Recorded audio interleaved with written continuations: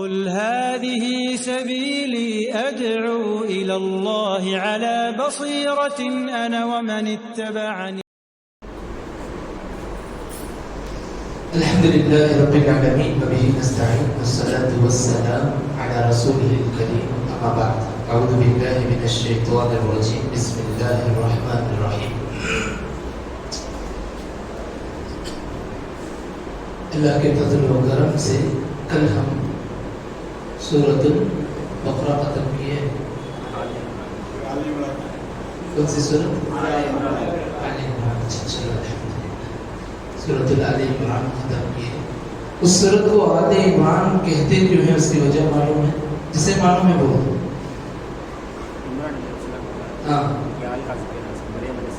مریم علیہ السلام کا عمران کے آل عمران کے جتنے گھرانے کے احباب ہیں ان کا ذکر. چلو انشاءاللہ آج کی سورت جو ہے، اس سورت کا نام سورۃ النساء. نساء کہتے کسے ہیں؟ نساء اصل عربی زبان میں عورتوں کو کہتے ہیں، عورتوں کو کہتے ہیں نساء. اور اس سورت کو سورۃ النساء اس لیے کہا جاتا ہے کہ اس سورت میں بہت سارے ایسے مسائل ہیں جن کا تعلق میاں بیوی سے تعلق رکھنے والے ہیں. شوہر بیوی اور خصوصاً خواتین سے تعلق رکھنے والے بہت ساری باتیں اس سورت میں ذکر ہیں. اسی لیے اس سورت کا نام کیا رکھا ہے؟ سورۃ النساء.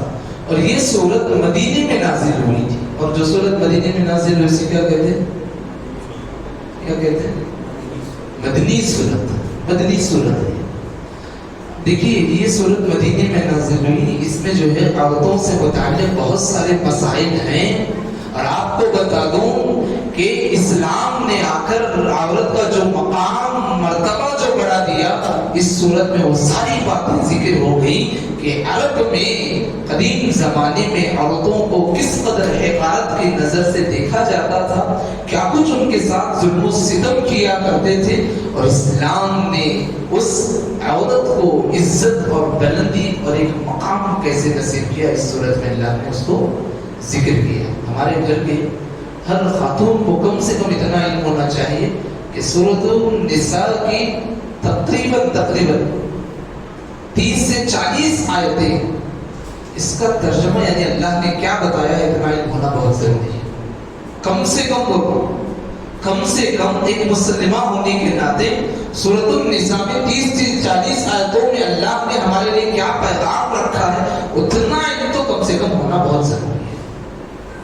اتنا علم نہیں ہے جس وجہ سے وہ سارے فسادات پھر ہمارے گھروں میں جنم لیتے ہیں جو پیارے نبی کی بعثت سے پہلے عرب قبائل میں ہوا کرتے تھے. دیکھیے سورت کی ابتدا ہوتی ہے یا ایھا الناس. میں نے کہا کہ عرب میں بہت ساری برائیاں رہتی تھی. اللہ رب العالمین اس سورت کی ابتدا کر رہے ہیں صرف مسلمانوں کو مخاطب کر کے نہیں، مسلمانوں کو بلا کر کے نہیں. یا ایھا الناس، زمین میں جتنے لوگ رہ رہے ہیں اے لوگوں، اللہ نے پیغام دیا اتقوا ربکم، اپنے رب سے ڈرو. اپنے رب سے ڈرو جس نے تمہیں ایک نفس سے پیدا کیا. کتنے نفس سے؟ کس سے پیدا ہوئے سارے انسان؟ آدم علیہ السلام. ایک نفس سے پیدا کیا، پھر وہ ایک نفس سے اس کی زوجیت بنائی. کون ہے زوجیت؟ حوا علیہ السلام. وَبَثَّ مِنْهُمَا رِجَالًا كَثِيرًا، پھر ان دونوں کے ذریعے سے بہت سارے مرد اور عورتیں زمین میں پیدا ہوئے. کن دونوں کے ذریعے سے؟ آدم اور حوا کے ذریعے. اور اللہ نے کہا تم اپنے خونی رشتے جو ہیں، بھائی بہن، چاچا، خالہ، ماما، یہ جو رشتے ہیں خونی رشتے ہیں یہ سارے، اس کا احترام کرو، صلہ رحمی کرو ان کے ساتھ. حشر میں ان کے تعلق سے تمہیں پوچھا جائے گا. ان اللہ کان علیکم رقیبا، اللہ تمہارے ہر ایک عمل پر نگہبان ہے.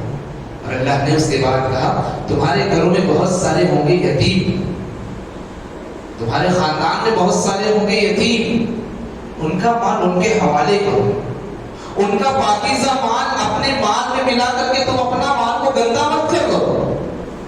اور اسی طریقے سے اللہ نے کہا اگر تم انصاف کر سکتے ہو اپنے بچوں میں اور یتیم بچے میں انصاف کی طاقت رکھتے ہو تو انصاف کرو۔ یتیم بچیاں اگر ہیں ان کے ساتھ انصاف کر سکتے ہو تو انصاف کرو، انصاف نہیں کر سکتے انہیں کسی کی زوجیت میں دو، زوجیت میں دو۔ اور اسی طریقے سے اللہ نے کہا تمہاری بیویاں جو ہیں ان کا جو مہر ہے انہیں ادا کرو۔ سارے خواتین سے میں درخواست کرتا ہوں وَآتُوا النِّسَاءَ صَدُقَاتِهِنَّ نِحْلَةً، یہ عبارت اپنی بچیوں کو یاد کروا کر کے بھیجے سسرال میں۔ وَآتُوا النِّسَاءَ صَدُقَاتِهِنَّ نِحْلَةً کہ خواتین اپنا مہر لینے کے حقدار ہیں۔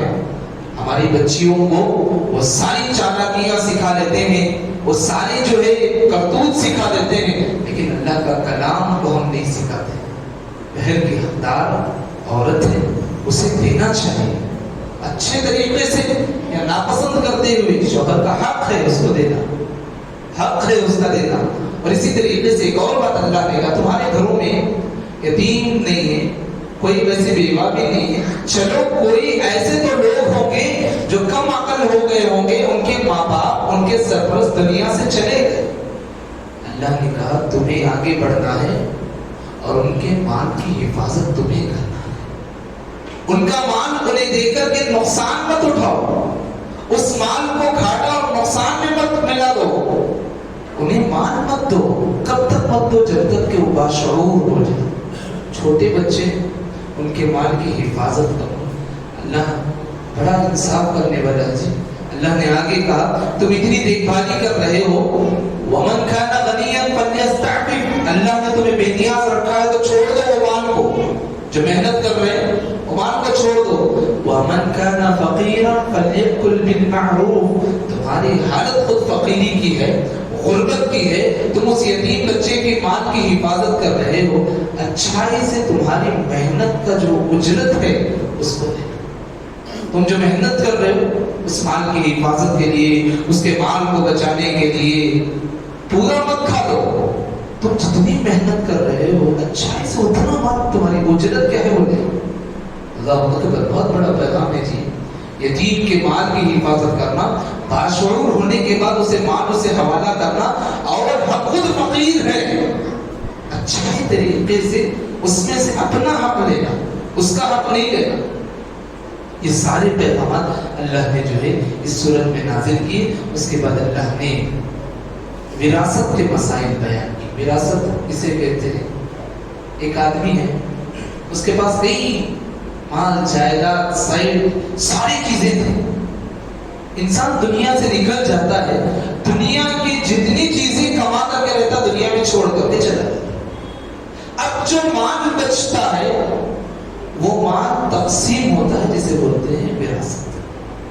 اللہ نے اس صورت میں آیت نمبر 7 سے آیت نمبر 14 تک یہی پیغام بتایا کہ جو آدمی اپنا مال چھوڑ کر کے مر گیا اس کو وارثین میں کیسے تقسیم کرنا ہے۔ میں اس کی آخری عمر میں خدمت کرتا تھا، میں سارے مال کا حقدار نہیں۔ خونی رشتے کی بھی اہمیت ہے، باپ کی بھی اہمیت ہے، ماں کی بھی اہمیت ہے، بیوی کی بھی اہمیت ہے، بیٹے کی بھی اہمیت ہے، پوتے کی بھی اہمیت ہے۔ اسلام نے بتایا ہے کہ ان کا حق کتنا رہے گا۔ کسی کو آدھا حصہ ملے گا، کسی کو پاؤں حصہ ملے گا، کسی کو پونا حصہ ملے گا، کسی کو مال کا چھٹا حصہ ملے گا، لیکن تم اتنے ہی حقدار ہو جتنا اللہ نے بتایا ہے۔ اور اس میں سے جو مال چھوٹا ہوا ہے اللہ نے وہ بھی بتا دیا کہ اس نے جو وصیت کی ہے میرے مرنے کے بعد یہ کام کرو وہ کام کرو۔ بہت سارے لوگ ہوتے ہیں جیتے جی اللہ انہیں کوئی توفیق نہیں دیتا، مرتے وقت دیکھتے ہیں کہ اپنے الماری میں بہت ساری قیمتی جواہرات پیسے ہیں، مرتے وقت آدمی کہتا ہے کہ فلاں جگہ پر وقف کر دو، فلاں مسجد کو دے دو، مدرسے کو دے دو، لیکن نہیں، اللہ نے وقف کے لیے بھی اس کے مال کا بعض حصہ مختص کیا۔ اسی حصے میں اس کی وصیت بھی پوری ہوگی، اسی حصے میں اس کے قرض بھی پورے ہوں گے، پورے مال سے بھی اللہ نے مقرر کر دی۔ اسی لیے جیتے جی جتنا کر سکتے ہو کر لینا، موت کے قریب مرنے کے بعد بہت کچھ کریں گے، یہ خواب ہی رہ جاتے ہیں۔ اللہ نے یہ باتیں بتا کر کی بڑے پیارے انداز سے کہا، مومن بندوں تلک حدود اللہ، یہ اللہ کی حدود ہے۔ کسی کتنا مال دینا ہے، کسی کتنا حصہ پہنچنا ہے، یہ کیا ہے؟ یہ اللہ کی حدود ہے، اس حدود کو پار نہیں کرنا۔ وَمَن يُطِعِ اللَّهَ وَرَسُولَهُ، اس حدود کو سامنے رکھ کر کے اللہ اور اس کے رسول کے طریقے پر جو بندہ چلے گا، اس کے لیے جو ہے بشارت دی اللہ نے، اس کے لیے جو ہے جنت کے انعامات دیے جائیں گے۔ اور جو اللہ کے حدود کی نافرمانی کرے گا، اللہ نے اس کو بھی ڈرایا ہے جہنم کی آگ سے۔ یہ ساری باتیں ہمارے لیے بہت عبرت کی ہے۔ ہمارے گھرانوں میں کتنے مسائل ایسے ہیں جس کو ہم اپنی منمانی سے حل کر لیتے ہیں، حالانکہ قرآن میں ذکر ہے۔ اسی طریقے سے فاحشہ عورت، غلط کام کرنے والی عورت، اس کے سلسلے میں بھی اللہ نے کہا کہ عورتوں سے مخاطب ہو کر کے کہ تم فحش کام مت کرو، فحش کام مت کرو۔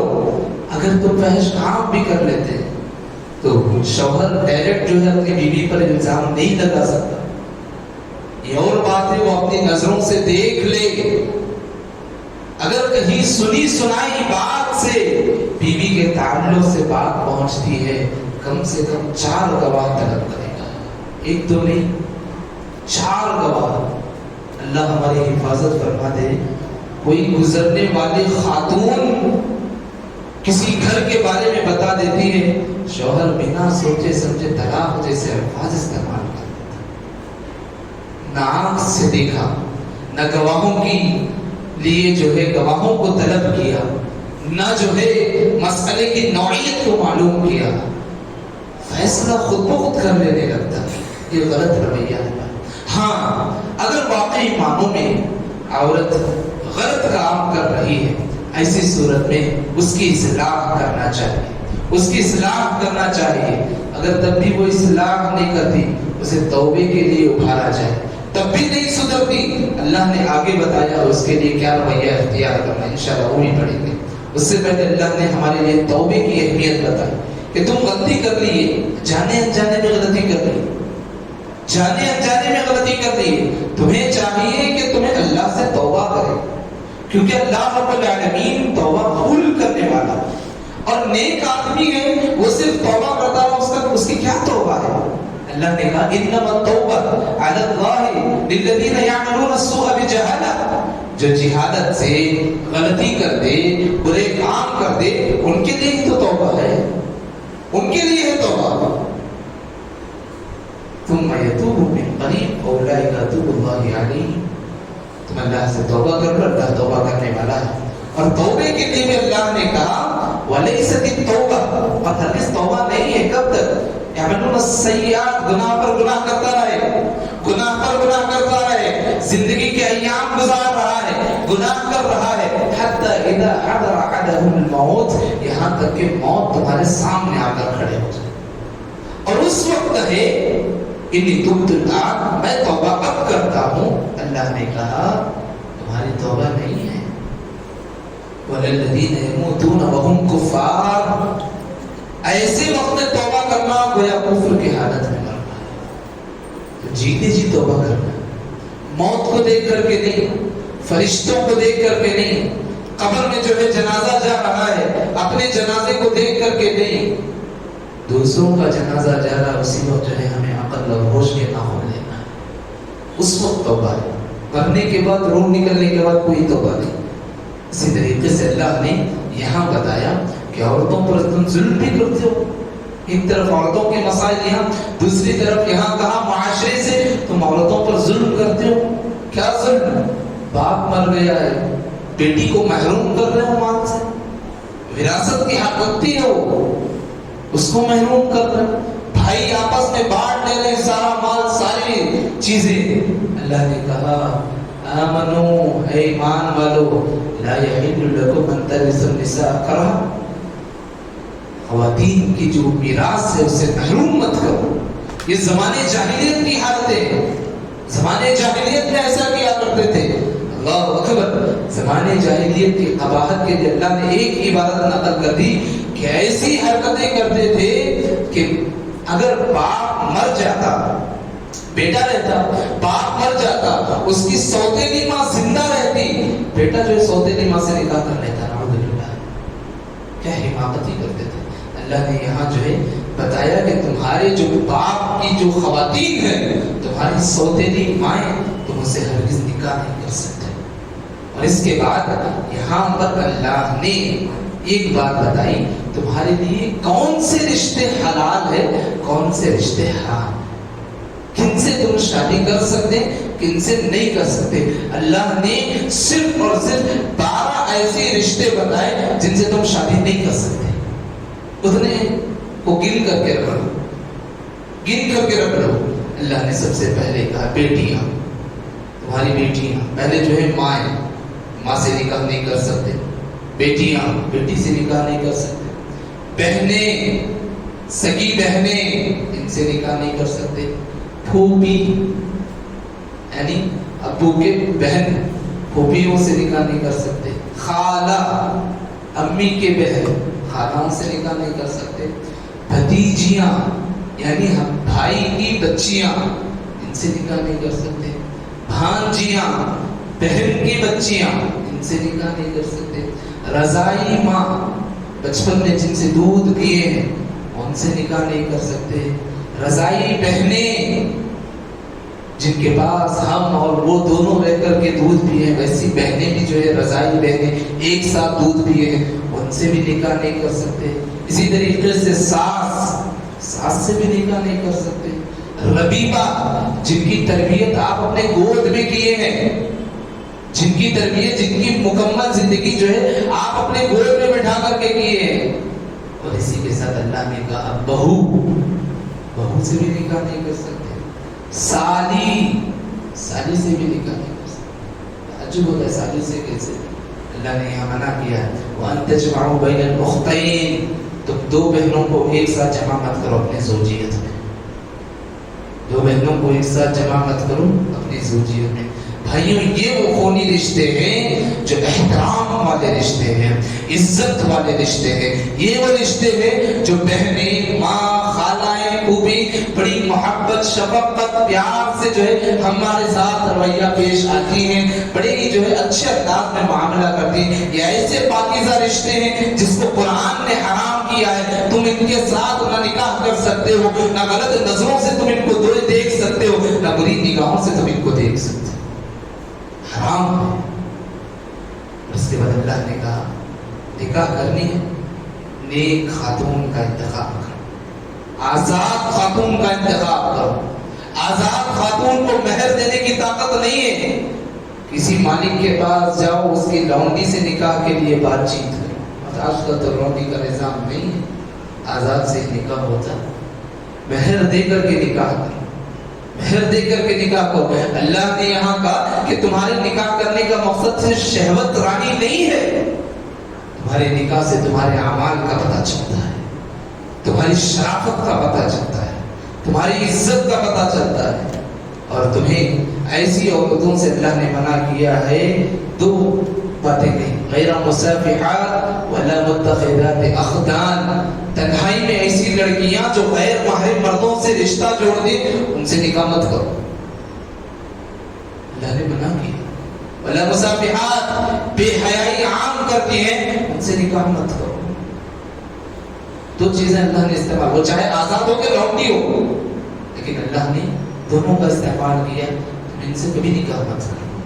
بھائیوں یہ وہ سارے اسباب ہیں جو ہمارے لیے اور ہمارے بچوں کے لیے کامیابی کے لیے ذرائع بنتے ہیں. صرف شادی بیاہ ہو جانا اور حرام کو کاری سے جو ہے حرام اور باطل مال سے جو ہے زندگی گزارنا یہ اسلام کا مقصد نہیں. جیسے ہی نکاح کے مسائل ختم ہوتے ہیں اللہ فوری طور پر مومنین سے مخاطب ہو کر کہتا ہے یا ایھا الذین آمنوا اے ایمان والو لا تأکلوا اموالکم بینکم بالباطل تم غلط طریقے سے دوسروں کا مال مت ہڑپو. دوسروں کا مال مت ہڑپو. تمہیں مال کی ضرورت ہے دو کام الا ان تکون تجارت کرو عن تراض منکم یا نہیں تو رضامندی سے کسی کے پاس قرض لے لو یا اجرت پر کام کرو. تجارت کرو یا راضی پر رضا ہو کر کے کسی کے پاس لے کام کرو. وَلَا تَقْتُلُوا أَنفُسَكُمْ تم اپنے آپ کو مت قتل کرو, اپنے گھرانوں کو قتل مت کرو اور آنے والی نسلوں کو حرام خوری سے بچا کر کے رکھو. بہت بڑا پیغام ہے جی. ان باتوں پر ہم عمل کر لیں گے نا ہمارے آنے والی نسلوں میں اسلام کی جو حریت ہے, اسلام کی جو عزت ہے, اسلام کی جو شان ہے وہ ساری چیزیں ہمارے بچوں کے خون میں دوڑنا شروع ہو جائیں گی انشاءاللہ. اللہ ہم سب کو عمل کرنے کی توفیق نصیب فرمائے. اسی طریقے سے اللہ نے کہا تم حرام سے بچ جاؤ گے, حرام مال سے بچ جاؤ گے, لیکن کبیرہ گناہ کرو گے تو بھی فائدہ نہیں ہوگا. تمہارے اعمال میں برائیاں لکھتی جائیں گی. اللہ نے کہا تم کبیرہ گناہوں سے بچو, تم کبیروں سے بچ جاؤ گے.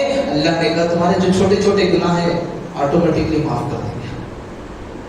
تمہارے چھوٹے چھوٹے گناہ معاف کر دیں گے. معاف کرنے کے بعد تمہیں جو یہ سزا کے طور پر نہیں کھڑایا جائے گا. وَنُدْخِلْكُمْ مُدْخَلًا كَرِيمًا بڑے ہی عزت اور احترام سے جنت میں تمہیں داخلہ دیا جائے گا. بڑے پیار والے اسباب ہے جی اس صورت میں.